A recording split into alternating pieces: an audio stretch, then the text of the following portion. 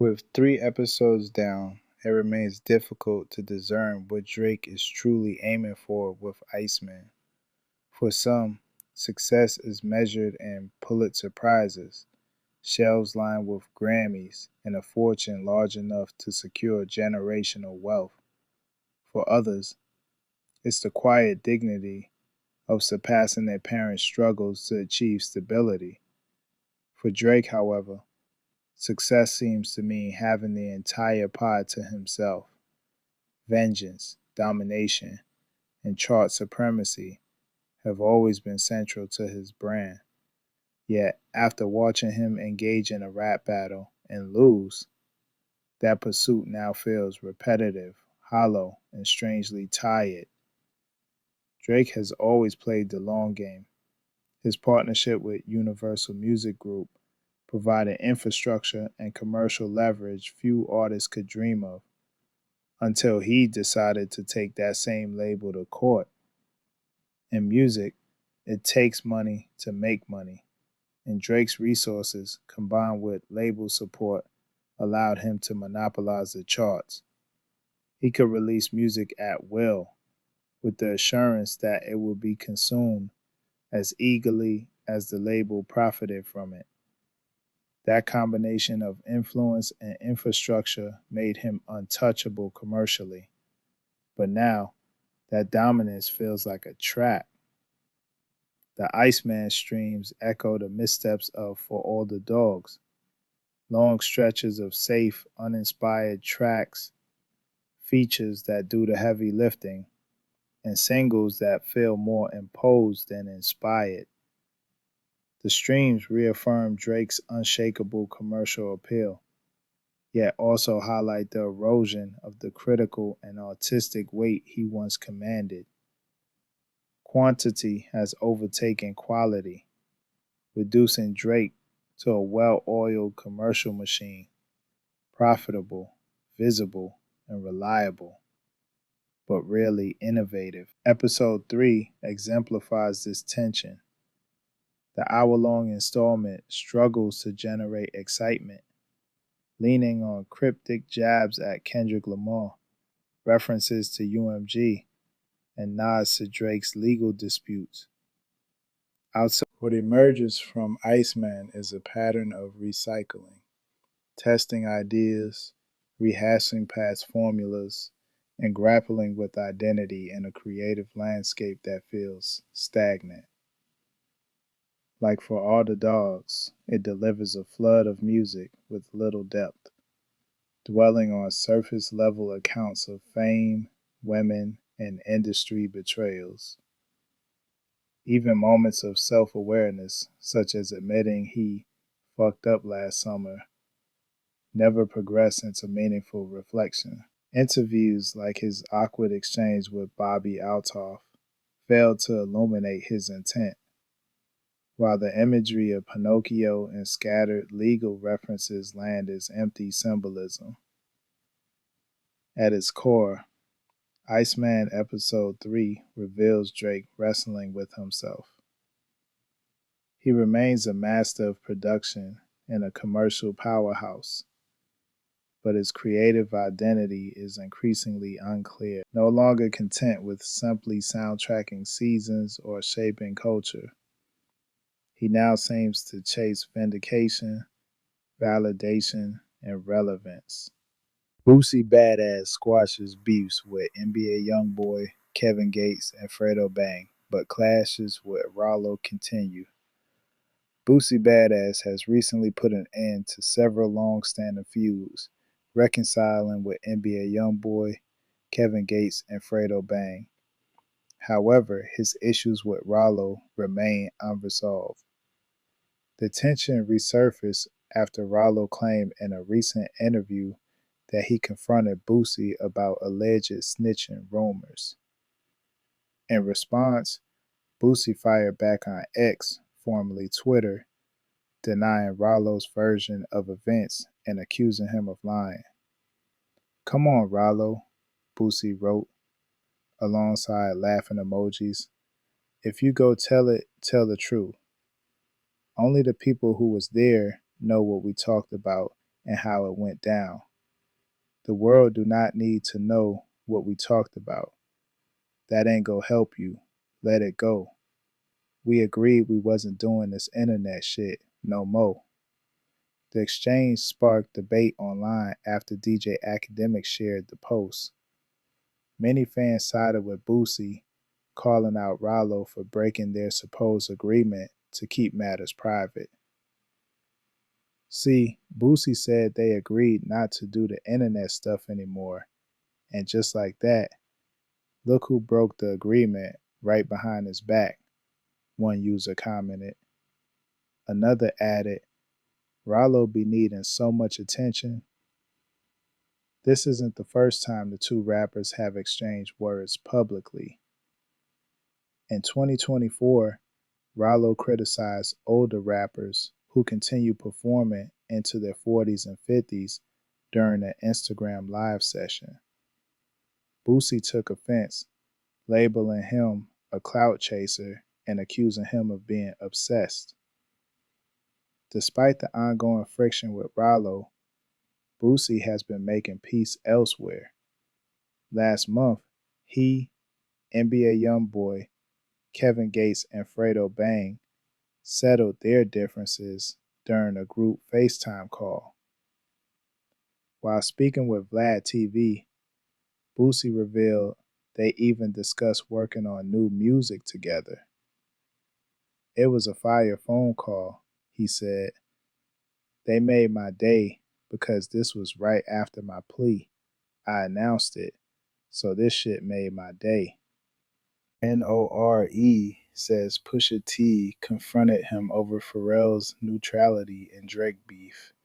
The long-running feud between Drake and Pusha T continues to resurface, often pulling in others connected to both camps. One of those figures is Pharrell Williams, who has chosen not to pick sides between the two rappers. According to N.O.R.E., that decision once sparked unexpected tension.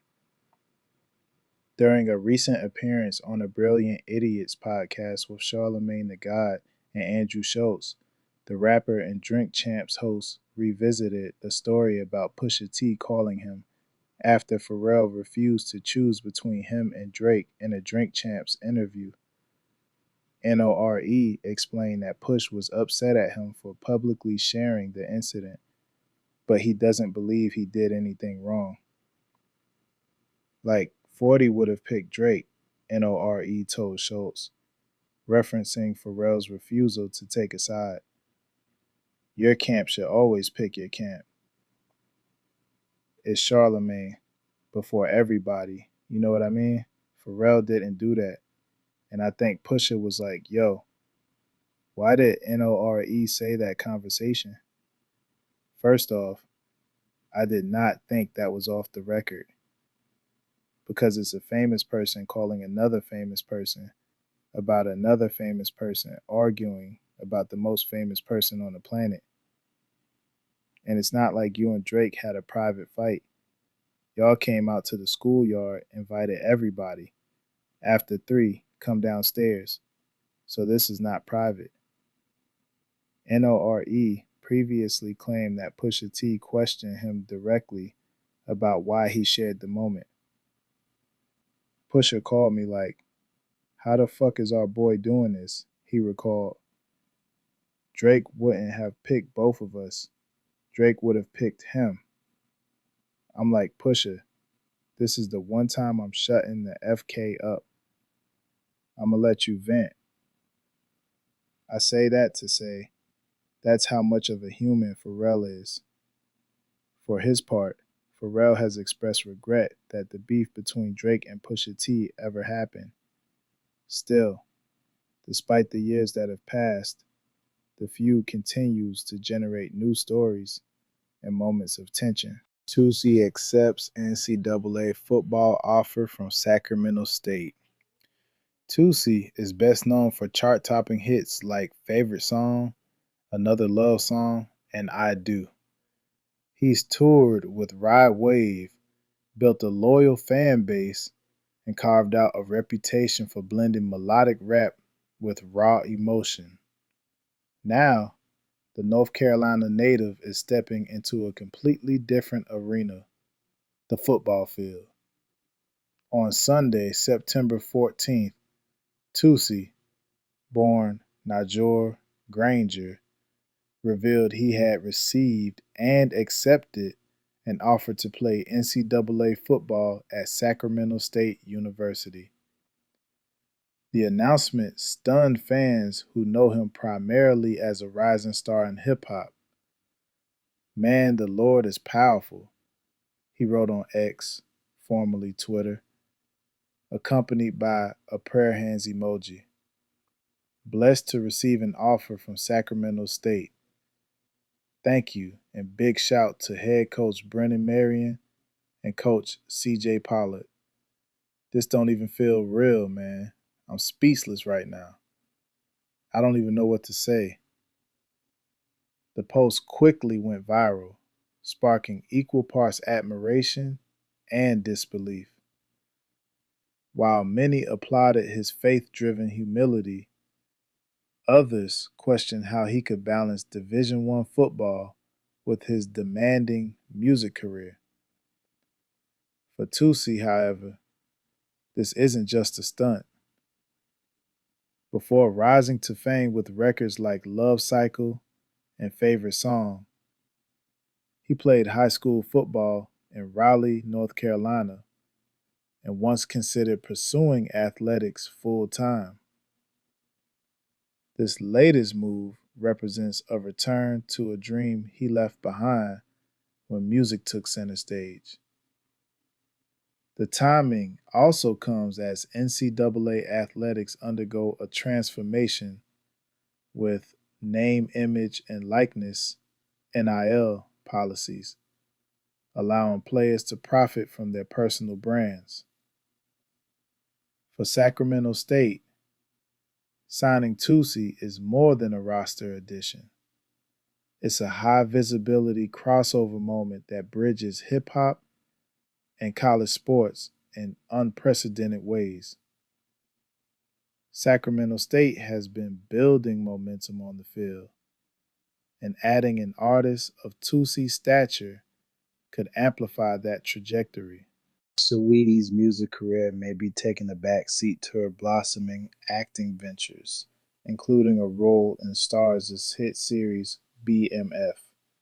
But the rapper and entrepreneur is making it clear that she's not letting stereotypes define her. During a September 9th sit-down with Nessa Diab on Hot 97's Nessa on Air, the 31-year-old reflected on how her image has shaped her journey in hip-hop.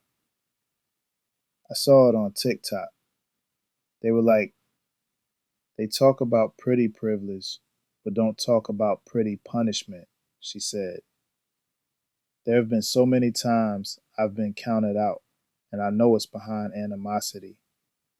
I know it's because of a hidden agenda, but it makes me work harder." The best friend rapper, born Diamante Harper, has dealt with scrutiny since her 2017 breakout single, Icy Girl. While she's built a loyal fan base and secured major collaborations, critics have often questioned her lyrical abilities. Saweetie's latest comments shed light on how being considered too pretty can sometimes work against her in an industry where women are often judged more harshly than men. Her remarks about pretty punishment quickly struck a chord online, sparking wider discussion about beauty, bias, and credibility.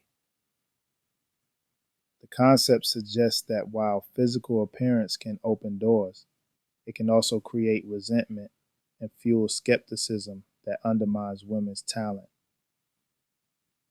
Despite those hurdles, Saweetie has pushed forward. Beyond her music, she has launched successful business ventures, partnered with top brands, and is steadily expanding into acting. Rather than letting criticism hold her back, she says it fuels her drive. By acknowledging the hate but turning it into fuel, Saweetie shows how determined she is to keep pushing forward. Nessa observed during their interview. Saweetie's perspective adds to a broader cultural conversation about how women